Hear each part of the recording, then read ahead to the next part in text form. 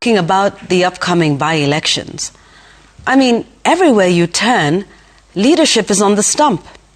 In churches, in markets, at funerals, at roadside stops.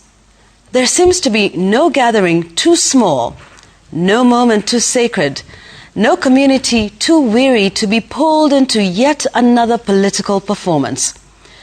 We have a president who thinks nothing of climbing onto the roof of his car to shout two-term to a crowd of people buying tomatoes.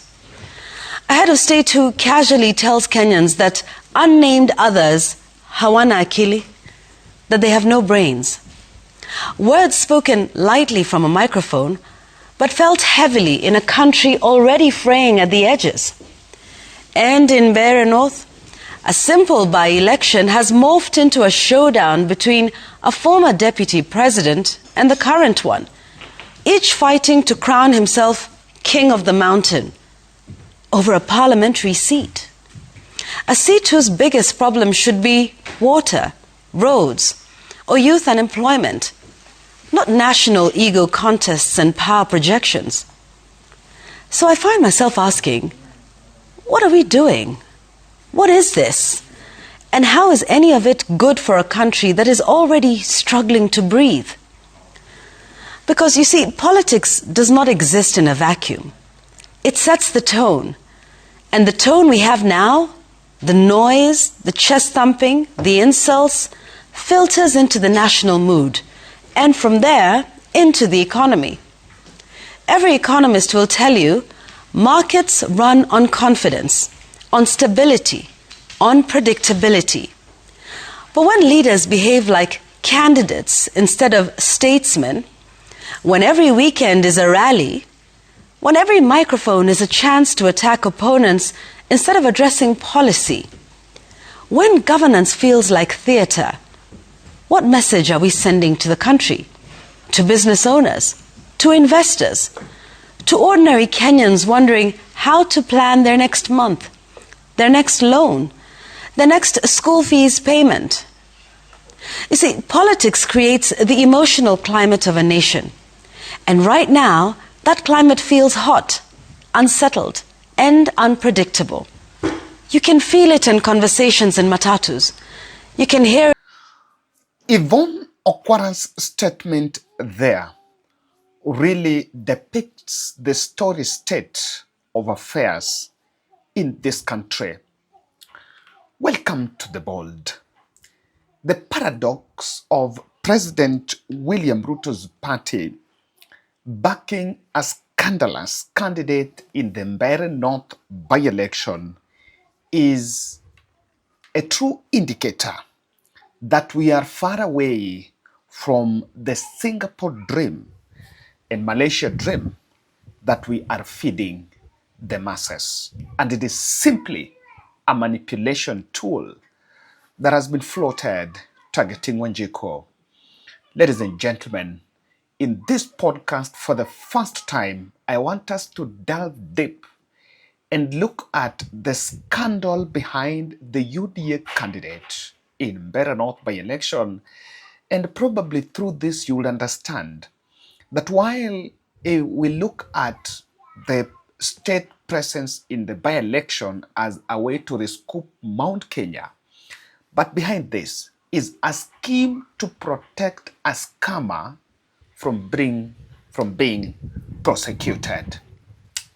If watching this podcast, and I've realized to have quite a number of us who have not subscribed to the channel, kindly subscribe to the channel. And I want to say thank you very much to Team Canada for the last 3 days. Of course, I didn't produce any video yesterday, but for the last 3 days, I've had an increase of around 40% of wale ambao wamesubscribe. Out of the 200 subscribers nimepewa within the last 2 days, out of the 200, around 69 are from Canada.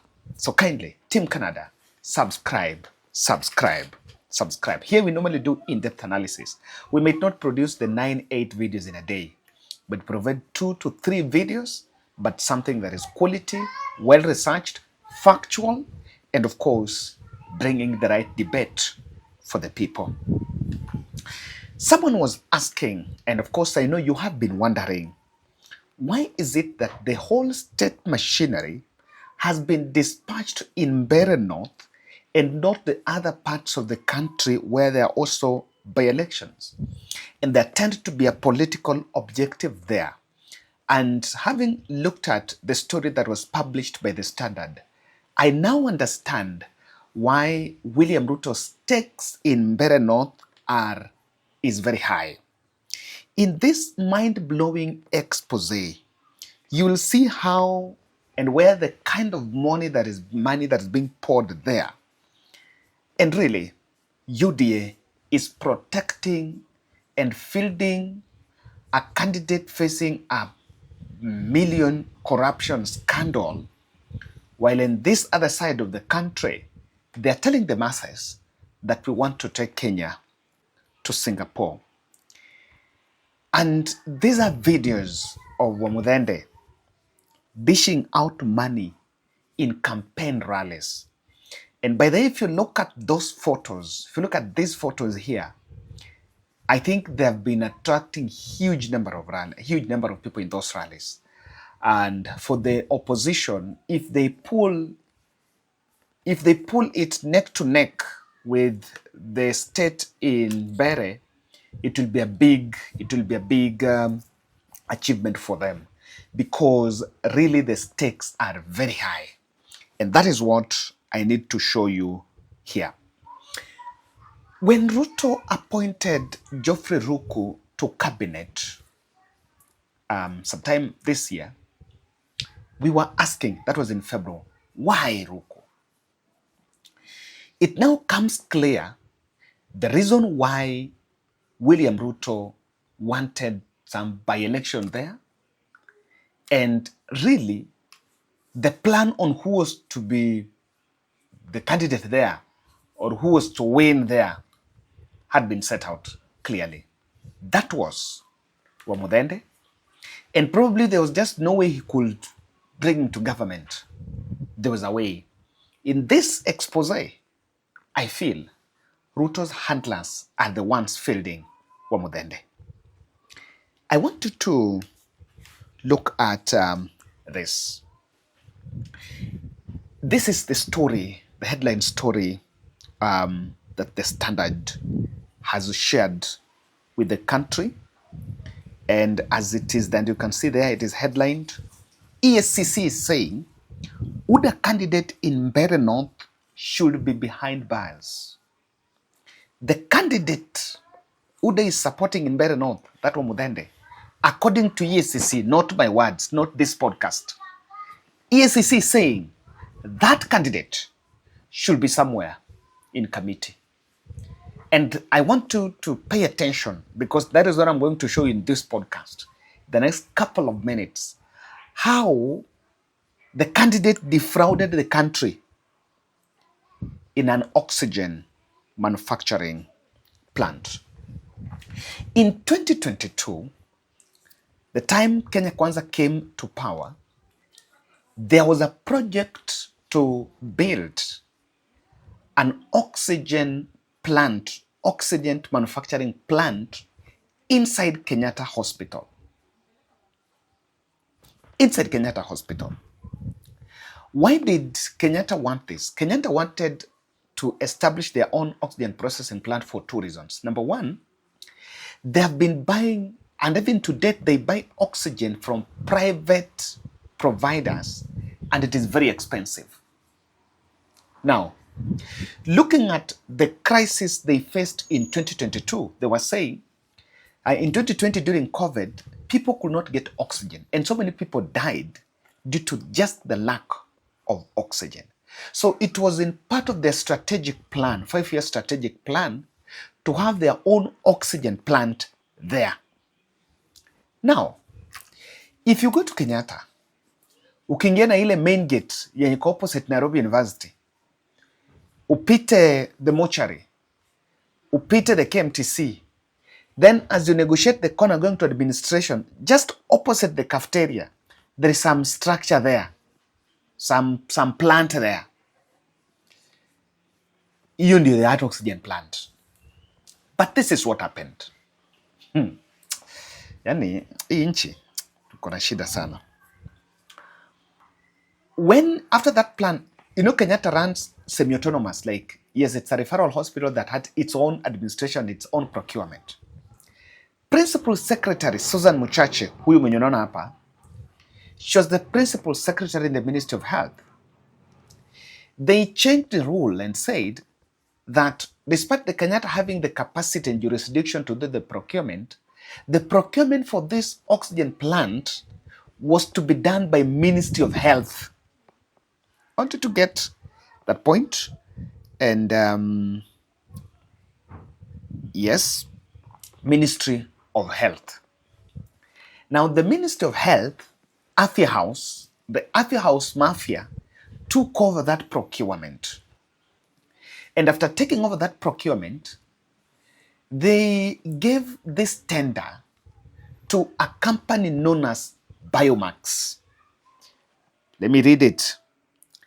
Documents availed to the Saturday Standard from the anti-corruption watchdog Finger, Leonard Muriuki Njero, as the mastermind behind the 643,000 million oxygen generation plant that was to stabilize Kenya's oxygen biggest referral hospital.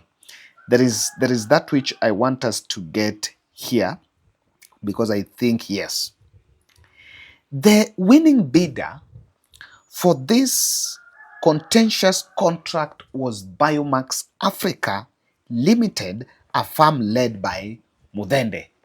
The guy, Wamuthende, is this guy. Is this guy who is vying for Mbeere North by election. Now, I've shared these two screenshots. The first one, anaitwa Leonard Muriuki. Hii ingine anaitwa Wamuthende. I'm going to show you. There have been discussion that he changed the name. So I'm going to show at what point did he change the name. Now, after they were given this tender, he decided to contact another company from France. Remember, he could not, the company, Biomax Africa, hainge manage, they could not establish it. So they partnered with another company from France. And the company from France was the one to help them to make sure kwamba wameweza kuiestablish. So, Kenyatta Hospital CEO, Evanson Kamuri, ministry officials, and officials, management of this Biomax Africa, even flew to France to look at the industrial park, to inspect the industrial park that was supposed to establish this plant. And at this point, I wanted to get it more clearer by this NTV expose here. And still on matters graft, 11 suspects, including top former officials at the Ministry of Health, suspended CEO of Kenyatta National Hospital and directors of Biomax Africa Limited, are facing possible prosecution over a failed oxygen plant project that cost taxpayers millions of shillings. EACC investigations and findings revealed that former Principal Secretary and the Ministry of Health and Evaluation Committee had failed to ensure the procurement process conformed to the law before awarding the contract.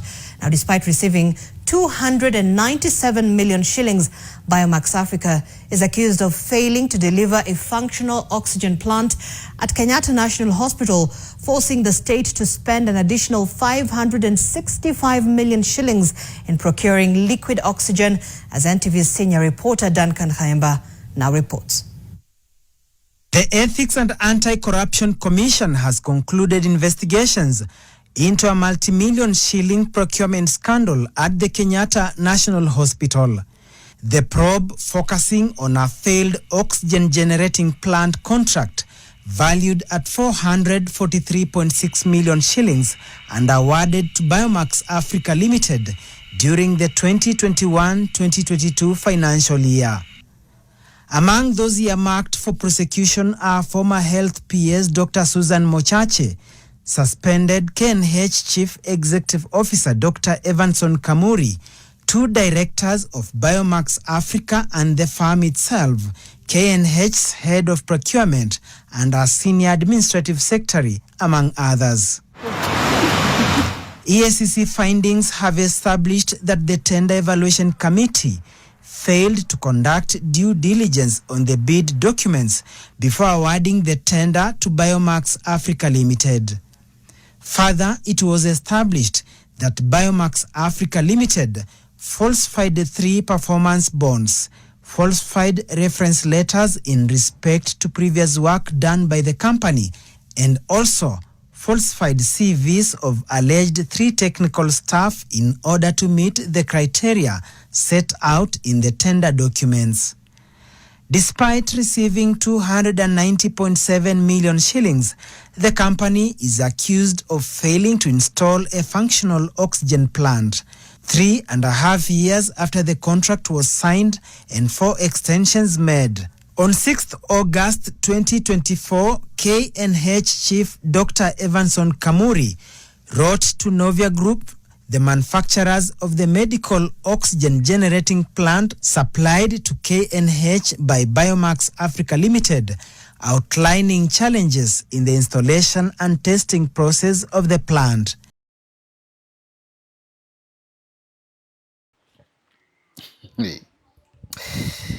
Now, 3 parties have been mentioned in that report. PS Susan Muchache, she left the Ministry of Health and nowadays works at Global Fund. The CEO, Evanson Kamuri, the Kenyatta Hospital CEO, was even sacked, suspended from Kenyatta Hospital and is under investigation over this same matter. He's not in office. He was just from office because of this same scandal. The others that were supposed to be prosecuted were the owners, the directors of Biomax Africa.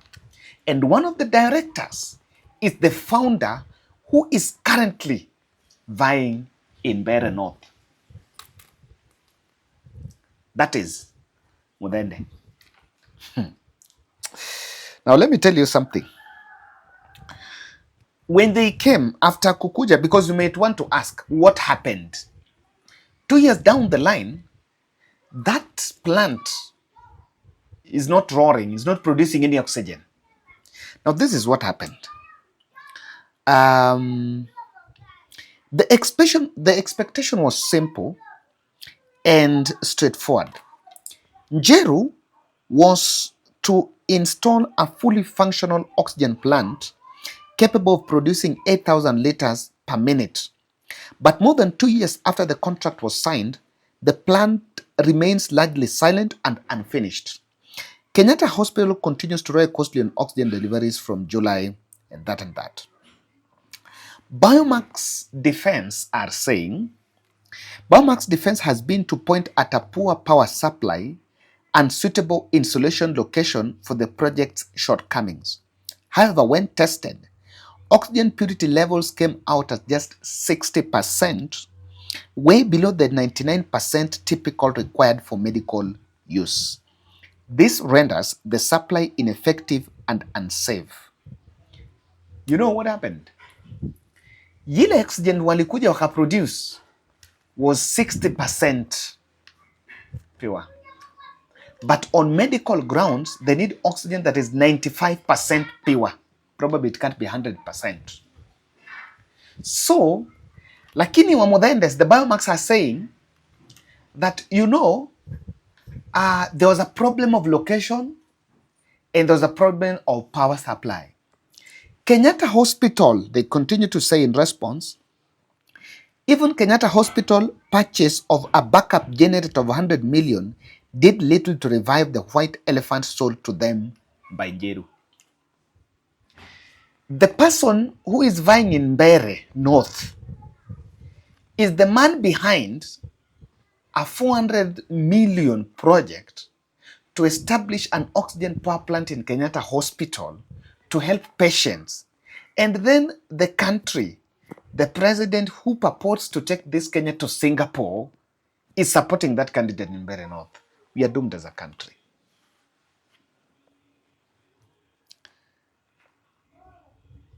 Now, let me tell you, because Kenyatta Hospital went and bought a generator at 100 million, the generator uses power. And they're saying, just in part of this article, there's something they're saying here interesting.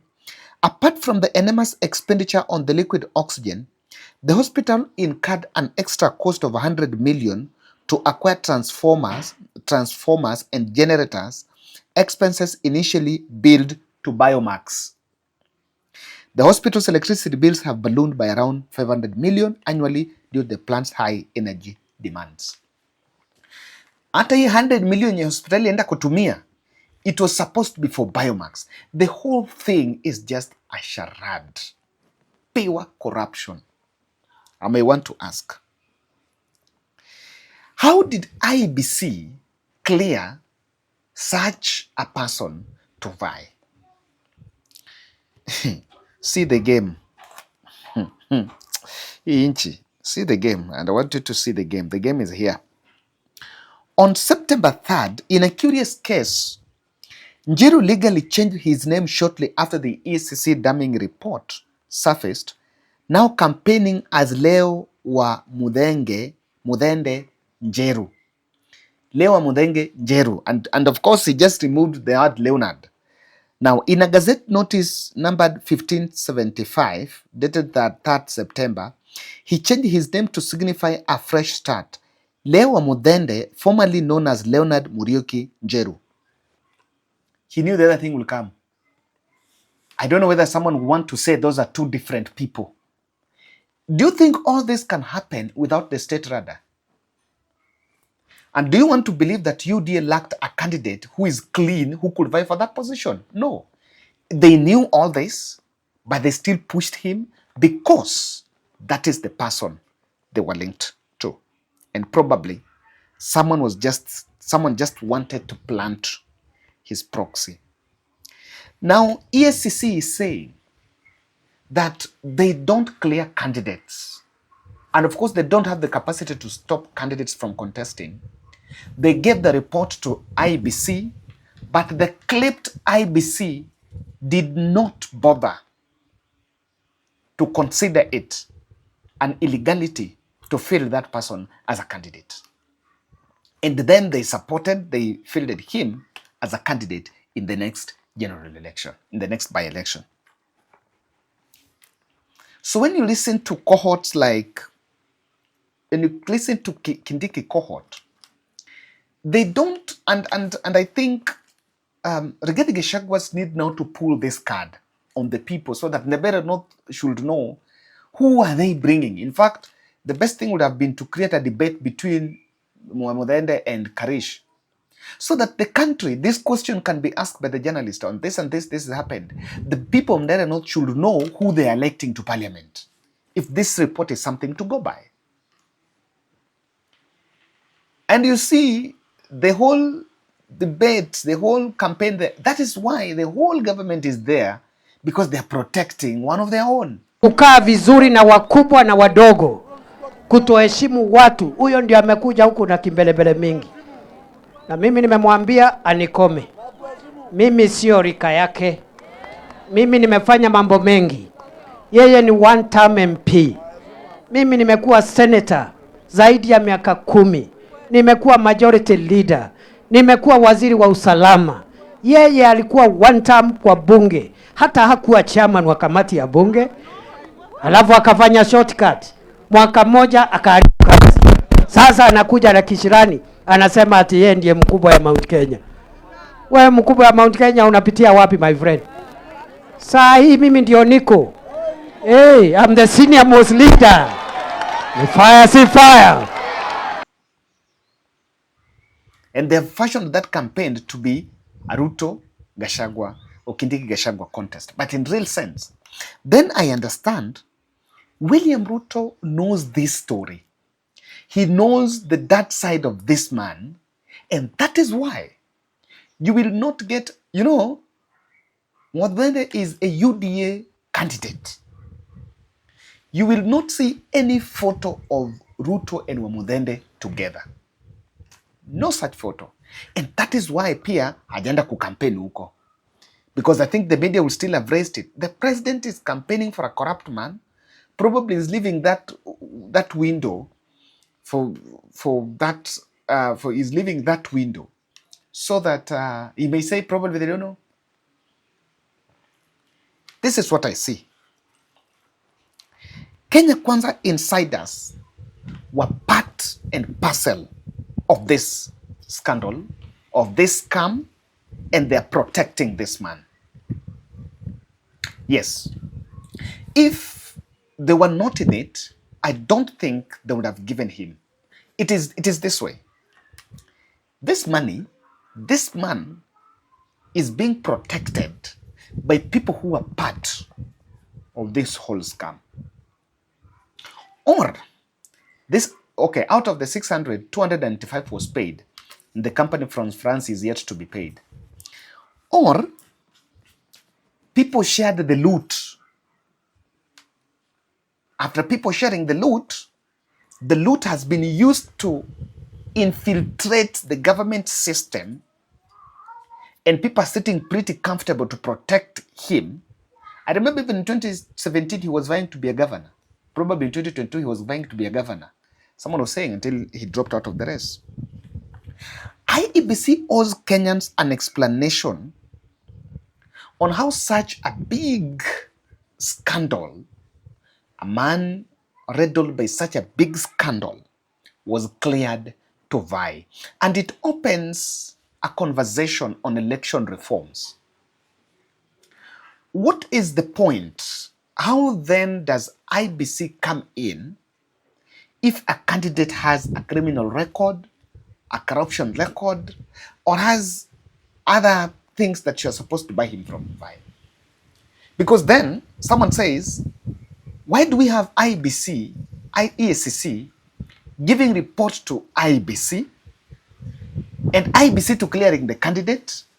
And EACC says, as we can't, we don't clear. Then why don't we give, as we make laws, why don't we make a constitutional change to say, just like the same one we have for impeachment, that so and so has a criminal case that is supposed to be prosecuted and should not be cleared.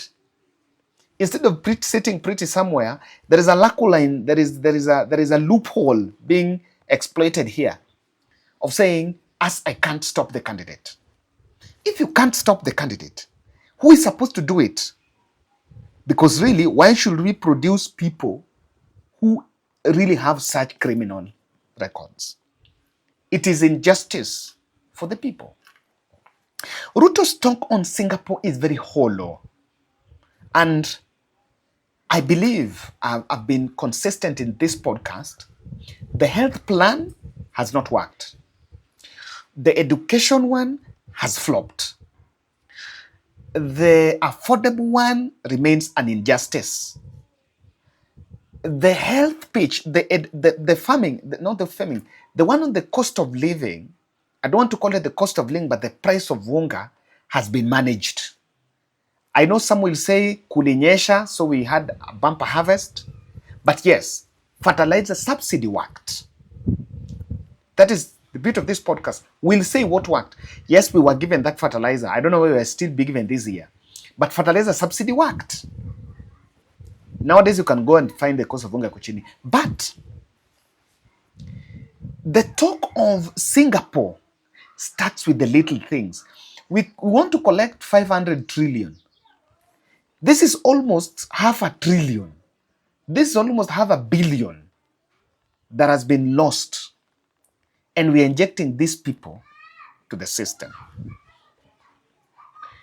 The masses must understand. It is not enough to say Ruto must go. It is the whole system must go. So as you focus on Ruto must go at the top, you also need to look at your governor, your MCA, your MP. Is he part of the rotten system? Because the system needs an overhaul. Why? It mutates to protect itself. Even tomorrow you can elect Kalonzo. Kalonzo will protect William Ruto's thieves. If those thieves are still there, they will still be protected. The system needs an overhaul. We need Mr. Fix-It. Thank you.